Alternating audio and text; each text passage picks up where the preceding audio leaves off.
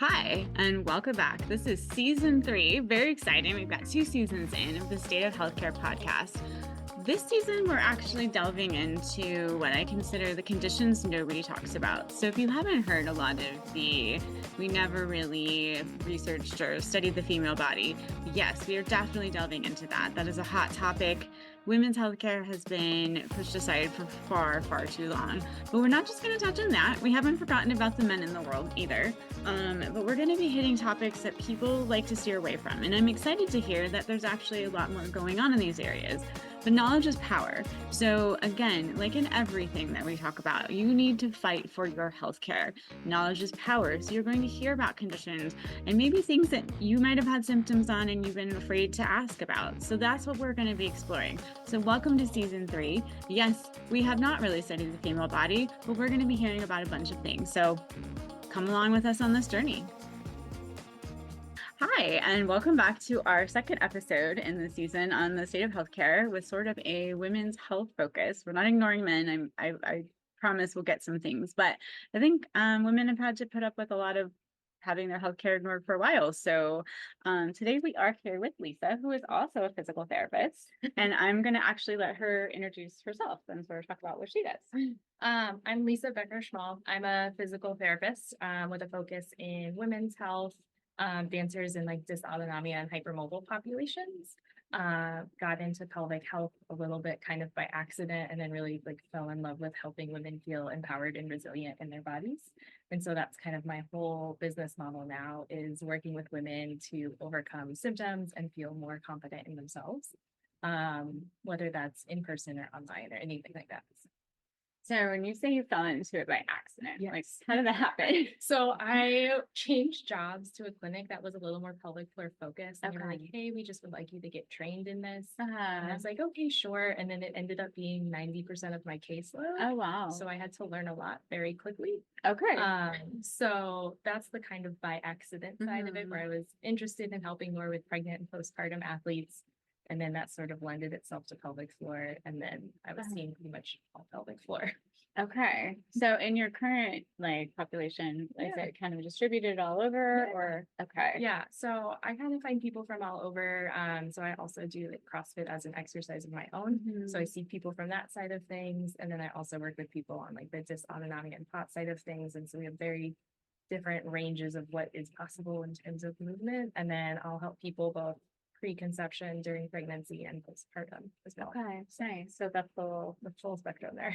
Do you work with menopausal women as well? I do. That's something I'm trying to learn more about because of women's health. That's definitely an area that has even less research. Yeah, like women's health doesn't have enough to begin with, and then if you get into that sub niche, there's even less there. Okay. So trying to learn a bit more about that.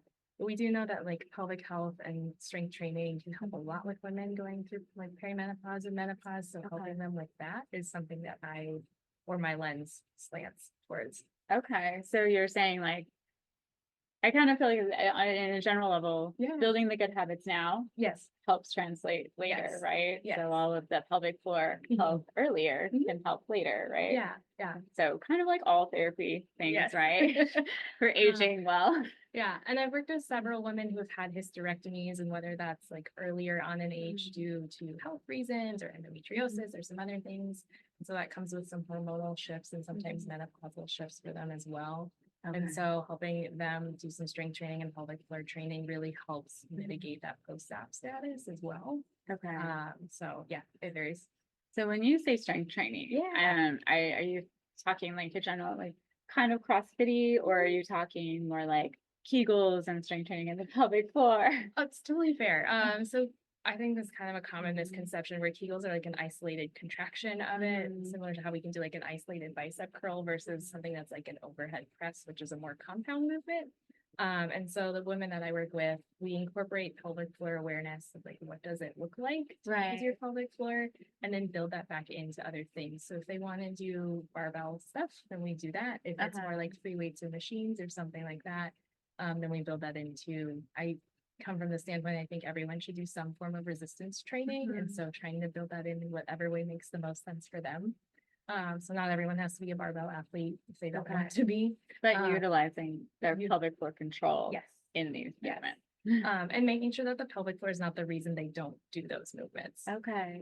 So a lot of times people are like, I'd like to do that, but I feel pressure in my pelvis or leakage with these things. And so Okay. they sort of steer away from it. Uh-huh. And a lot of the marketing for women is like, let's just do Pilates or let's just do yoga. And there's nothing wrong with those things, but we need a balance of both. Right. To make sure that we can really get that change, especially with like bone density and like hormone regulation and things as we get older. Actual resistance training is one of the best ways to do that. How did veering off? We'll get back to myself, but how did you get into CrossFit?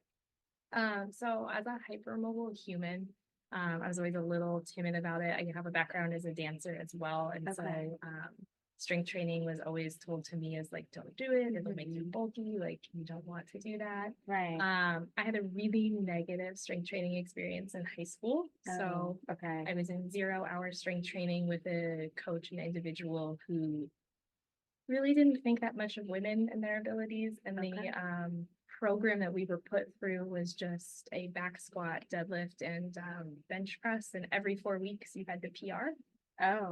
With no programming as to how to do that. That just every 4 weeks we were going to retest you. And so that was my experience, and with someone who was really negative towards the other 3 girls and I who were in that class. Oh gosh. So I just decided that strength training wasn't for me at that time, because it's like, if this is what it is, I don't want any part of it. Right. And then through PT school and things like that, I realized that with the hypermobility issues that I have, that like stability and strength training those joints and muscles is actually what's really going to help.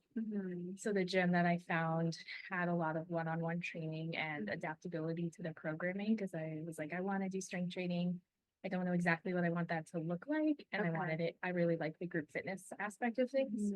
So the gym that I found is really modification friendly. Right. It's just making sure it's an appropriate stimulus for you versus being like, go as heavy as possible, as much as possible, which I feel like is the sort of stereotype a lot of things. Well, yeah.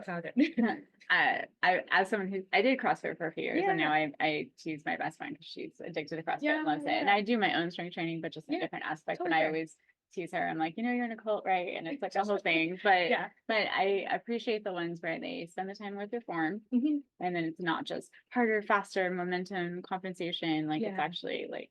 So those are my things. I'm like, okay, good. But because again, I also find it interesting, not that I'm getting on a soapbox for women, but that the research for like resistance building for women, or like that our hormones affect like things in that as well, hasn't actually even started being studying until like now. And like obviously your experience was negative because it's directed at men, or they kind of ignored you guys, or it wasn't, and I feel like it's becoming more and more accepted for women to be stronger and do these things. And that is what will help us. Now you see these like 89-year-old women like doing all these amazing things. So I don't know. So that's why I was just curious on the CrossFit, but also with someone. So when were you diagnosed with POTS then? Officially, gosh, so it would have been after college. So, but when we first figured out that I was having symptoms was 8th grade. Oh wow. Okay. So 8th grade is when 8th or 9th grade is when symptoms started to pop up. So then probably like 5 or 6 years after is when I officially got a diagnosis. And the reason I only know about my diagnosis is because I requested my health records and it was written on the paper. But no one actually said it to me. I had a really wonderful primary care doctor who like, it really sounds like this, but I'm not a cardiologist. And so she's trying to help me get more help. And the cardiologist that I saw just weren't as familiar with the diagnosis at the time. And they were used to dealing with like 65 plus people, right? With heart failure and things like that. And I was healthy looking. So they didn't really know what to do with me. So when I went to grad school, I went to University of Iowa and ended up having professors and people who were really helpful at getting me connected with specialists for adults. And so that's where the treatment and diagnosis got more official. And how does that timing coincide with like your dance background? So I danced kind of all growing up. I moved around in a military family, so there's some variability in that timeline. And I danced all through high school, and then I taught dance while I was in college. And then some POTS diagnosis came after my like primary dance career. Sort of thing. that's, I think, how they all kind of timeline together. Okay. It's also interesting because I have a few patients that are dancers that also suffer from POTS. So I'm just like, or again, autoimmune. I mean, I think sometimes it's more common than you realize. Maybe not just POTS, but just autoimmune stuff in general. So there's a lot of comorbidities. So POTS, ADHD, celiac, EDS or HSD, EDS being Ehlers-Danlos and HSD being hypermobility spectrum disorders. Or very similar but different. And then sometimes type 1 diabetes or other autoimmune conditions, they can all kind of be highly comorbid with each other. Right. We don't really know why.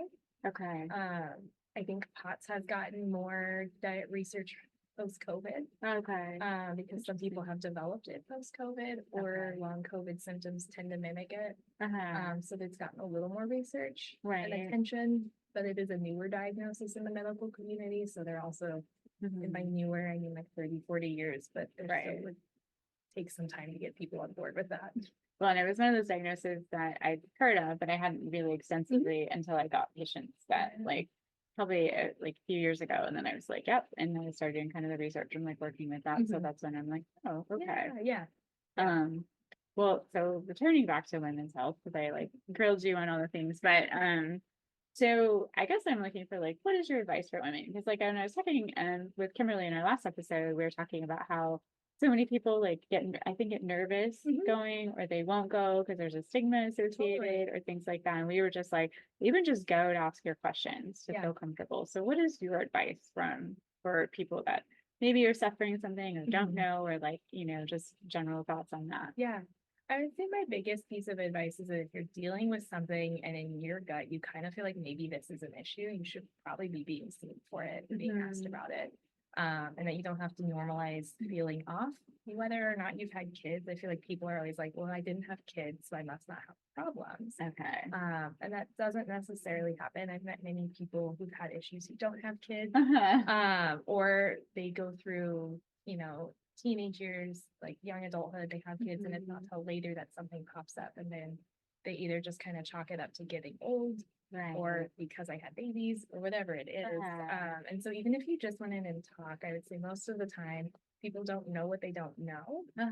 And pelvic floor symptoms sort of weave their way into our lives, where you're like, okay, I just have to go to the bathroom more often, so I always know where the restroom is, so I'm always the one to kind of dip out first in my friend group, and then, you know, like make sure I go home early and make sure I don't drink too much water. You forget that like all these little things trickle into all parts of your life.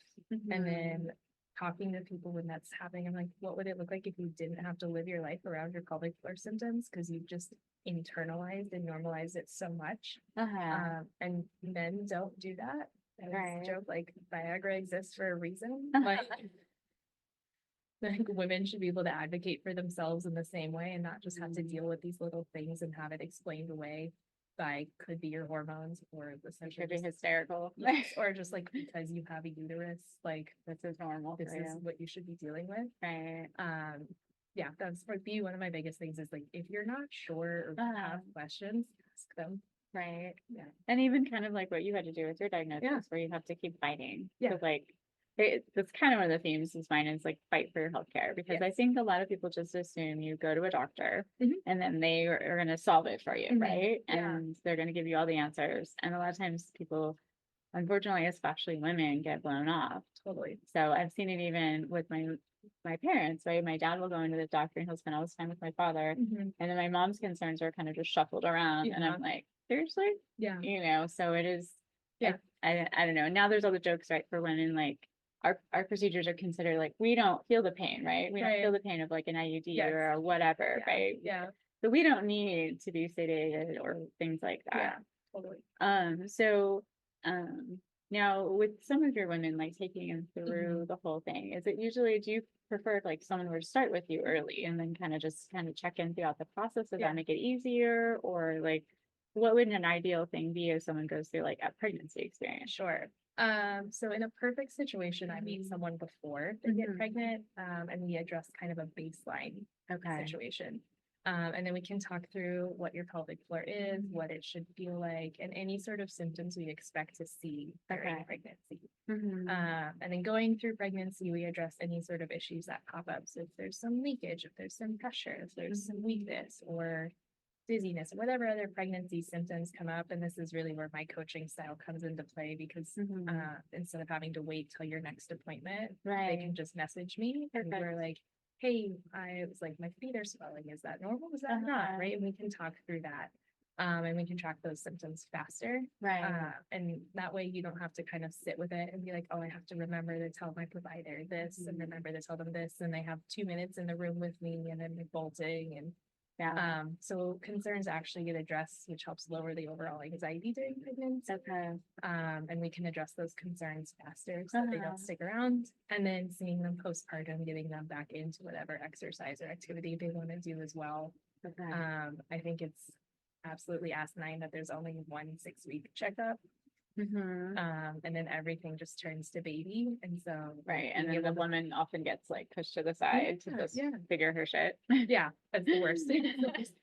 So same thing where I'm able to kind of coach them and provide support throughout that. So if something pops up, we can talk about it. Especially if any of my moms go through C-sections, they don't need to wait 6 weeks to see a PT. Right. We should work on that scar and other things earlier rather than later. We don't need to do super intense stuff by any means, but there's something to do.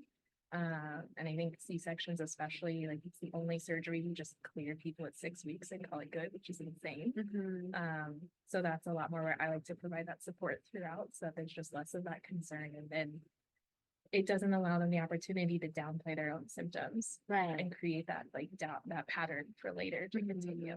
So okay, so again, the message is like be proactive, right? If you're planning to have a pregnancy, I think that was a little bit with Kimberly. Our message was like, go to the pelvic floor, even if it's just to get this process started. So, and then I like that they're able to check in right away. So even I have the same rule with my patients. Like I'd rather have them fire me a message so we can plan for it, so they don't like suffer for a week or wait so long. So when they set up appointments and stuff, they're able to, like you said, your coaching style. So you said they can do virtual appointments, they can see you.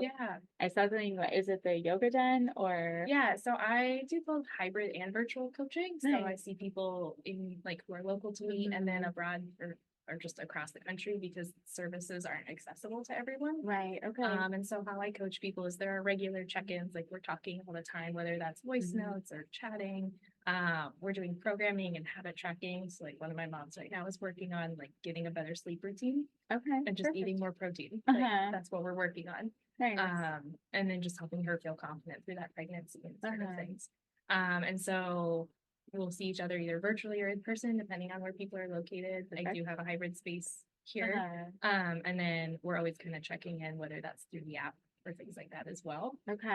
Or like I have some people who do CrossFit, so they'll send me their workouts and they're like, hey, I'm concerned about this movement and this movement.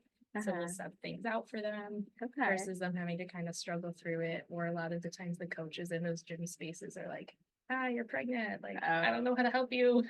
And so they sort of panic and don't know how to help clients. And so if they can send that stuff to me, again, we problem solve it. And then they don't have to feel separated from that community that they love. That's perfect. That's awesome. So you have an app then that they are able to do that interaction with. So that way, again, we're going to tag your socials so you can find her online, so you can message if you've got any of these things. But I like that because and again, that's the same thing that with like people wanting to do group fitness, but they don't want to be separated. And then also like, or have that stigma, like, oh, I can't do this, I'm pregnant. Because I feel like it's been changing for a while now, but there always was a big thing. Like someone was pregnant, like no exercise. They were they were like, and then they were like, don't do anything if you haven't done it before, which is also not true. Right? Like you can still push yourself. And there are some of these heart rate guidelines, which is up for debate. And it's just because we don't do research on pregnant women. Like that's why. Like it's not because we have like tons of information one way or another. It's just because we're too afraid to study them. And I think in the first trimester that makes a lot of sense, right? But after that, like we could even just take some population-based data and try to look for better patterns.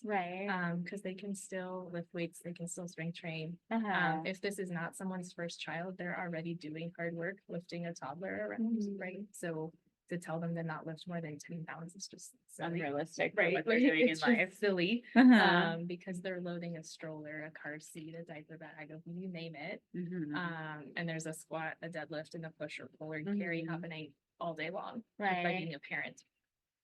So I may have been your post. Oh, actually, I think I saw a post online where I was talking about OBs and things like that, they're scared just to tell women these things. These are like and because again, they don't want to be sued, they don't want someone coming after them. Yeah.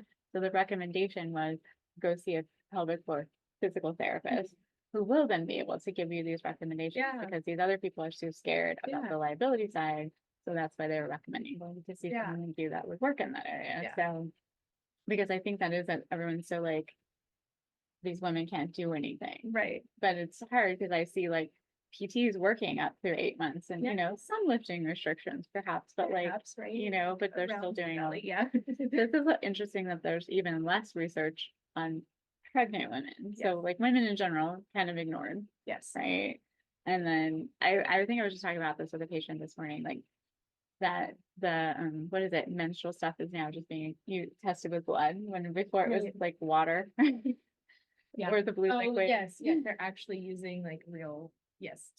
So it's like kind of our stuff just gets generally ignored. And again, this isn't my like down with the patriarchy, but it's more about empowering women. So I love your message of it, just like letting these women come back out because it does feel like such a population where we do start to normalize, right? We're told like this is what happens, or you know, and so you're like, okay, that is it, where you're saying like now I limit myself, I can't go to the bathroom, or I have to be here, I have to, you know, and so I do like that visualization that you do of like this doesn't have to be your life. Is there any kind of like, do you see more people from CrossFit, from dance, from like general life, or is it a giant mix of all the things? It's a mix of all the things based on when people find me and when they're ready for help. So all of that varies, and it's hard to say if there's a specific pattern. And of course, like if it's pregnancy and postpartum, that's just based on each individual. Like, babies happen when they happen. So yeah, it's kind of a mix across the board. Okay. So, and I also am glad that there's just a more of an awareness. So I feel like it's kind of slow, but it's like starting to build kind of a thing. If there was an area of women's health for research, what do you think they should be focusing on? I mean, I feel like right now. Gosh, everything. I I think across the board, hormone research could do a lot of help, right? Because I think it's just like they take blood one time and then they make a lot of judgments based on taking your blood one time when we know that hormones are dynamic, day to day, week to week. And so to like take a snapshot of you at one day at one specific time and then make all these judgments about how you're living your life 28 other days of the month seems a little silly to me. And I don't know exactly what it should look like in terms of tracking that over time, but I think there has to be something better.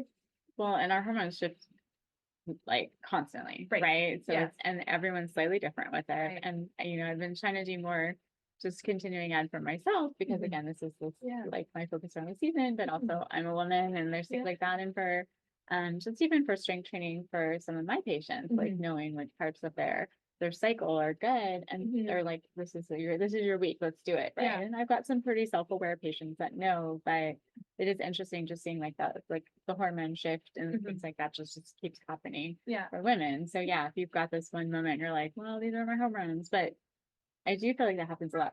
You're given these hormones to work with. We'll ignore the cat screaming in the background. I'm so sorry. This is the thing, but where you're given that, like, here's these hormone pills to try, but there's less monitoring that goes with it. Totally. So and I think just since pretty much all women get told at some point it could be your hormones. One of my favorite sentences to say back to people is ask which ones. Oh, that's a great idea. Because people love to just say, oh, it could be your hormones. And great, we have a lot of those. Right. Which ones are you referring to? Which ones are we assuming are the issue here? And what do we want to do about that? Right. And more than just like, oh, limit caffeine, take a food journal, and that sort of thing, which I feel like people do a lot. Right. Where they're just like, oh, you have an irregular period. Like, okay, cool. Dig a little deeper. Right.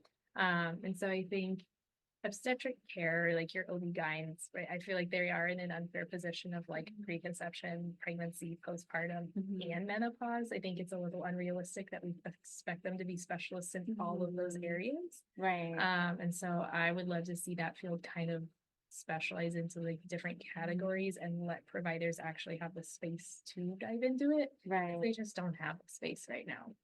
Well, and that's, I feel like there needs to be an area that grows more in the menopausal area. Like Mhm. maybe I've heard there's a few more like practitioners are starting to specialize into it. But again, that is it for like, even for my gynecologist that I see, who's a pain specialist, right? But he has this whole like series that he sees, and it is the spectrum of people all ages. A lot of times I am one of the youngest people hanging out in the lobby, Yeah, but like it's yeah. the whole thing.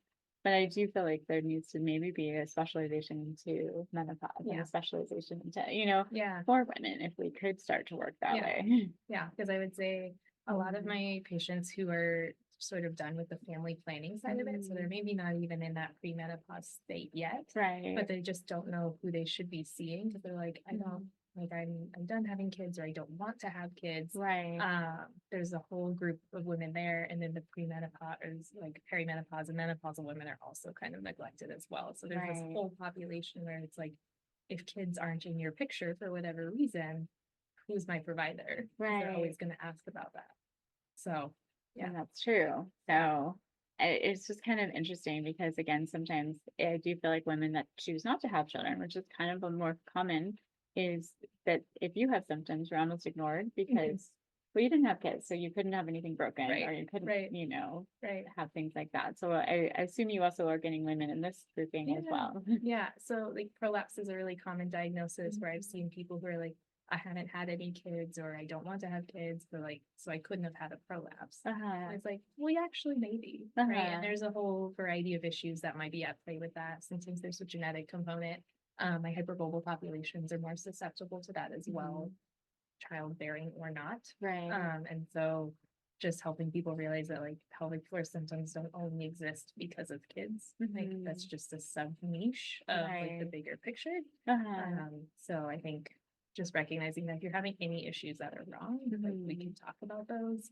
Because that covers bowel, bladder, and sexual health. And I think people don't realize, I think PT is really undervalued in the like sexual wellness side of things as well. Right. And so I think especially some of the younger cohort of women who like maybe don't want to have kids or whatever else, they think they don't need any of that. And it's like we actually could still help you with some issues that you might be having as well. So because I have had patients that they'll ask me questions and I'm like, no, see the pelvic floor therapist, because again, that's more your specialty. But I am trying to encourage more like get out there and ask your questions. Even if it's just setting up one consult and you just get your questions answered and then you're like, cool, and then you have some information. So like, but again, sometimes like for women, I think these things just aren't covered. Yeah. They're not. So Insurance companies don't love to cover it either. okay. Blue Cross Blue Shield, at least in Arizona, does not like to cover the pelvic pain code. Interesting. Okay. So yeah, that's Now, great. do you bill insurance then? I don't. Okay. So I you're don't. also private pay. Yes. Okay. It's far too limiting for what we need to be able to help people. And I think the quality of life that we can do through pelvic floor and the kind of accountability that I offer is just not something that insurance would cover. Right. And the sad part is like, again, not even acknowledge the pelvic pain component. Right. So, and that's also part of why a lot of, I think, of the practitioners that I've interviewed that have gone to cash pay, whether you're PT or your neurology or your cardiology or your whatever, have said for the quality of care they want to give to their patient, they can't provide that within like an insurance-based model. Yeah, insurance just doesn't cover that side of like what people actually need. Right. Which is sad. I feel like again, there's my rage again. So like we need to hold them accountable, and then you have like what you feel bad about is I have patients that are like, but I have great insurance. I'm like, do you though? And then when you run the benefits or the things happen, like you find out it's not really actually covering. And so I think it's also I feel like people are slowly starting to realize the value of just spending their money to get the care that they want. It can sometimes be cheaper in the long run. And I think people don't always look at the cost in terms of like bigger picture. So if it's like a patient I'm working with on urinary leakage, I'm like, the cost of also missing out on things with your kids or missing out on things with your family or like avoiding a trip with friends because of these symptoms, like that's the cost that you also have that people aren't always adding in when they're like, oh, I don't want to pay for coaching or treatment or whatever out of pocket. And it's like, let's zoom out and like actually look at the outcome here and like, what are you actually giving up by not investing in yourself now? And I think women are probably the most at fault with this, where we always kind of get told like our needs come last. Mhm. And so it's a little bit more of a push to actually invest something into ourselves. Right. Versus if it was someone else in our family or friend, we'd be like, well, of course you should do that. Right. But we're a little more resistant to help Uh-huh. ourselves. And so I think that's the other, I mean, it's something I coach people on too. I'm like, you get to come first also. Right. Like everyone else's needs would be there. And so you get to listen to yourself too. Kind of what you tapped in with that. I'm assuming there's also a giant mental component for probably what people have been suffering Totally. through all of this, of like how it defines them. So kind of, I guess maybe talk me through some of that. But again, we're not mental health professionals, so we're not saying that. But like any injury, it almost changes the way a person views themselves. Yeah, I think if you can think of like any high school soccer player, if they tear their ACL, there's a whole mental component that they go through. I think we can all kind of agree on that. The same thing goes with like any major injury to the pelvic floor, whether that's leakage, whether that's just postpartum and you just don't feel like yourself. Right. And you sort of get lost in the middle and the identities. And I would say one of the things I talk with people a lot is they kind of are always mom and they never remember how to be them. Right. And so they forget what it looks like to have fun and go be like just Tracy or just Lisa. And it's always all these other names of who they are. It's mom and spouse and coworker and blah, blah, blah. And so it's really learning how to prioritize themselves in that realm. Right. I would say one of the other big mental pieces that I see is any sort of person who has pain with a partner. There's a lot of mental blocks that can go into that as well. There's just always sort of this understanding that that should be painful. Or there's sometimes some like deep personal shame around it. There's some like trouble with upbringing and things like that. This is a deep rabbit hole of issues that go on. Right. And I've talked with some people who have some really supportive partners, which is great. That's ideal. And it's not my place to tell people whether or not their partner is a good or bad person, but there's some nuance of how we coach people of like, hey, a good partner will help with this and this sort of thing. Right.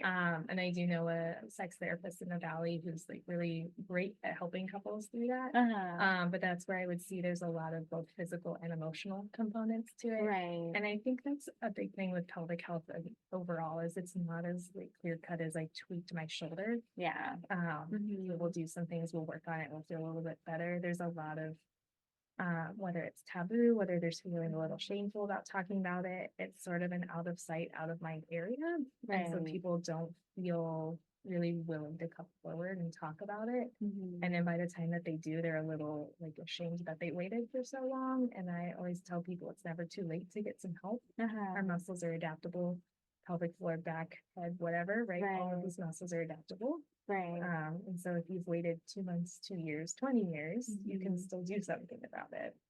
So it's never too late, just like other things, Yeah, you know. yeah. So some injuries again, like, but it is interesting because yeah, so someone like hurts their leg or they hurt their back, everyone's like, oh no, your back problem or your whatever. And I do have there's a giant mental component as well. Like again, I talked about that. The person has to maybe give up their career, do whatever. Yeah. But I think for people, there's just even then the shame of just having to say they have a problem first. Yeah. Because then you have to dig into it. And it's not a failure. Right. It's not a failure of you.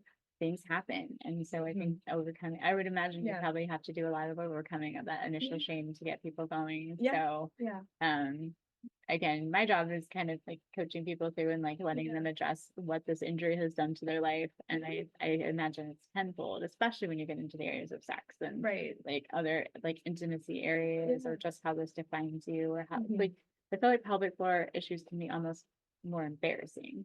Totally. I mean, if you hurt your back working out, you would talk with your friend about that over coffee. But if you're like peeing your pants every time you sneeze, depending on your friend, you're probably not bringing that up while you're like out getting brunch or something, right? Like it's not as much of a topic of conversation as like, oh yeah, I rolled my ankle the other day, but like it'll get better, no big deal. Versus like, hey, every time I'm with my partner, it's really painful and it makes me cry, right? Like that's way more difficult to talk about. I would say sex lives in general, people are kind of willing to like white lie about that with their friends. Also Which is a whole other different thing. topic for another day. Yes.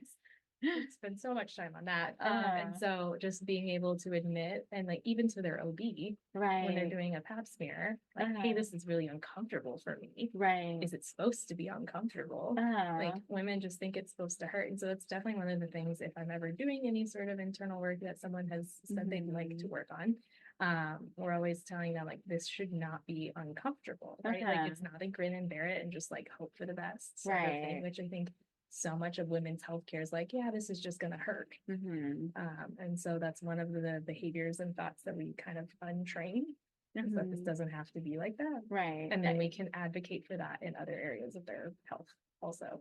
Well, it's interesting because I had to go through urology treatments for some things, right? And I went, and whoever was doing the one procedure one time, not as maybe skilled as the others, so it was very painful. So now all of a sudden I was having symptoms, and I was like, you know, to the point that I was like, I should just not go back. And like, as a healthcare practitioner, I was like, you know, so I actually finally called them and said, hey, whoever I had last time, I don't want them to touch me again.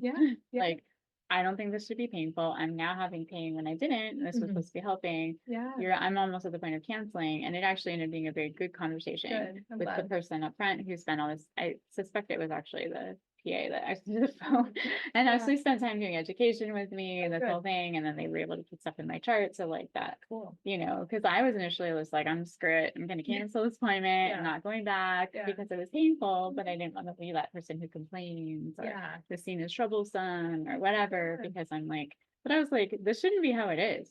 Right. It shouldn't be. I was like, I've had these before. This shouldn't be painful. This person messed up. I'm glad the office was amenable to that, right? Like you're not always. Sometimes you have to like fight with it, or you have to, you know, so it was actually a fairly positive experience that turned, you know, like, because then when I went back again, I was like, is there a note in my chart? And they're like, yeah, but the girl actually spent time doing education, which was helpful for me. Because I was like, what do you mean that's the diagnosis in my chart? You know, this would all been information that would have been really cool to know earlier. Yes. Like I shouldn't have had to request my records in order to know this about myself. So you're like, good to know, you know? And that's something I help people with a lot, is once we kind of get to that point, I would coach them how to go to their OB appointments and what sort of things to ask and advocate for. And if they're having negative experiences, being like, it's okay to fire your provider, right? Like, they may have been wonderful for all your friends, right? But not for you. It's not working for you, and it's okay. It's totally fine. So it's something that comes up a lot. And I think that's also hard for people, right? Because we're like, but I go to the doctor, and if you don't have the best experience, to just be like, you keep like kind of thinking you have to go, and it's okay to be like, this one isn't working for me. I'm gonna go here, right? And so again, we do have to fight for our healthcare, and not just accept what's handed to us. I went to 3 different primary doctors before I settled on one that I liked. Like, you're interviewing them just as much as they are you. And I was looking for people who were more like privately owned and out of the system. So they actually get to spend the time with you, right? And I knew what I wanted out of it. I knew I had a medical history with thoughts and everything that needed to be talked about. And so I had one who didn't even ask. So I never went back. Oh, okay. I was like, well, that's not it. Right. Thanks for caring. Paid my copay a month. Well, and you know, it's hard because again, it's like, you're in the medical system, so you understand that they're under all this pressure. But I do think that's why you probably look for someone where I'm like, even like some of my doctors, one of my doctors actually my gynecologist, he basically was like, Tracy, I just want to let you know, I've switched to no longer taking insurance, because he's like, I just can't survive like this. And I was super sad because he had this whole grand vision of making it like a women's health facility. He wanted to do PT. He wanted to have a sexual health person there, but he's like, insurance just killed me. And he goes, I'm not taking it anymore. And I said, that's fine, because I don't have it. So nothing changes for me, but I appreciate the heads up. But he's like, I want to provide the service, but I can't with what they're doing. So again, I think it's okay to look for that person. Right. And just being willing to look outside of insurance if you're not getting the care that you want. Right? Like it can feel like it's, well, I have insurance, so I should use it. But like, how much time and money and co-pays are you spending going to people who are in network? Right. And not getting the care you need. And not getting better. Right. So you're just repeating like kind of the definition of insanity, but it's like what we're trained to do, right? You have this insurance, you go here, you pay your copay, you do whatever. But that is an important lesson, is you're spending time and energy where you could be getting better. Yeah, like how much time did you spend like Uh-huh. taking off work, driving to this appointment, scheduling it, waiting out, all of those things. Right. So they could have done a coaching thing Yeah. and then another And then done in like 3 months and then done. right. Yeah. Yeah. And I would say pelvic floor is definitely one of those that's not immune to it because there are some that take insurance.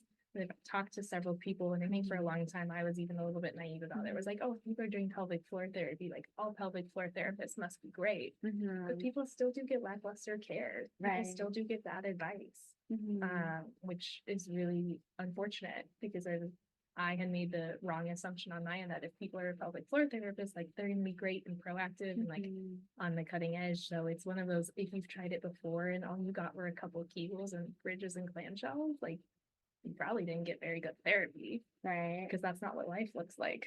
Right. So there's no wonder that you're still leaking if they didn't do anything to get you close to what you need to be able to do. Right. So that's something I've learned too, that like even people within the system don't That you always assume are doing. Yeah. You know, it's interesting because I think in my head I had the same image. I'm like, if someone's a physical therapist, they must be doing amazing, right? Because obviously I'm biased.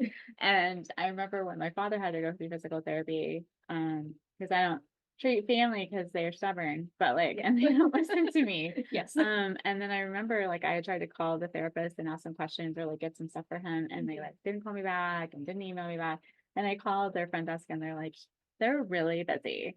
And I just got mad, right? So weird. And I was like, I would buy that bullshit if I didn't do exactly what they do. And at the time I was, you know, the director of a rehab thing. So I was like, I'm in charge of a clinic. I do all this. I still treat my patients. I go, you know what I do at the end of the day? I freaking return phone calls and emails. And I was like, this is some bullshit care. And I am super disappointed in your therapist. And I think it was like this eye-opening experience to be like, what do you mean there's terrible therapists?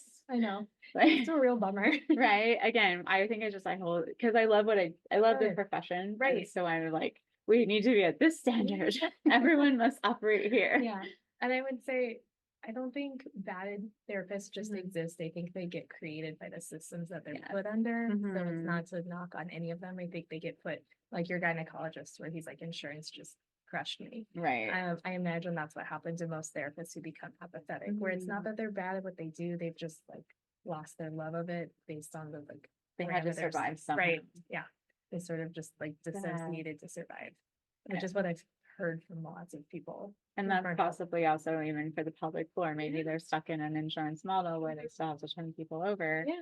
And so they don't get that freedom to put all that work into it. And I would say in an insurance model with pelvic floor specifically, like it's just more emotionally charged. And so you kind of have to like pull yourself back and not actually dive in deeper with your patients, which I think we all got into this profession to help people. And so if you feel like you can't do what you want to do, then you sort of just have to become a little guarded from it. So I think that's the other reason to look for cash-based is because then you actually get someone who's really passionate about what they're doing and they're just as invested in your outcome. Right, because they went into it for a reason. Yeah. Like again, I can make a bunch of money if I worked for a mill, right? And just churn people in and out. Yeah. And then I do my gazillion charts and peace home, right? Right. And then what? Right. Yeah. And then go on by my life. But again, I don't kind of same thing. Like again, as you're making yourself available for consults or you're wanting people to check in, you wouldn't do that kind of stuff if you didn't care. Right. So that's why I'm like in the things, like look for her if you're even just to ask a question or things like that. But I feel like I probably hogged a lot of your time, but and obviously we're both passionate on the things. But any last bit of advice or any area that you feel like for women, or I mean I know we're like fight for your stuff, but any other last bits that you would like people to know? I think it's just like get a supportive team on your side, whether that's a physical therapist or coaching or something like that. But having someone you can check in with regularly, that's not just your friends who are going to corroborate all of your experiences, but someone who can be like a little bit tough love with you too. Being like, hey, let's make a change. Like, let's do this different and get to challenge you to think a little differently about things. That's one of my favorite things to do is like help people feel empowered and stronger than they think. So I think it's always helpful to have someone on your side and just like have those resources available so that you have them before you need them. Right. Good. So, Okay. So yeah, find someone that will maybe challenge you, but Yeah. also like be as obviously still on your side. Yeah, So but, like supportive. Yeah. perfect. Well, thank you for taking the time today just to talk about it. And again, look for her if you want someone to fight for you on your team. And again, don't forget women's health. Don't let us be pushed down, all the things, all the blurbs later. But again, thank you for your time and have a great day. Thank you for tuning in for today's episode. As always, we hope that you found some nugget of information with all of the stories that these guests have to share. And always feel free to follow Better Fit Therapy online on all of the social medias, Facebooks and Instagrams and all the fun things. Feel free to message at any point as well if you have a condition or you have a topic that you would like to explore. Feel free to send that in. Also, if you would like access to any of the resources or things from a different episode, please always feel free to send in a message and we can direct you. And again, thank you for taking the time, and don't forget to fight for your healthcare.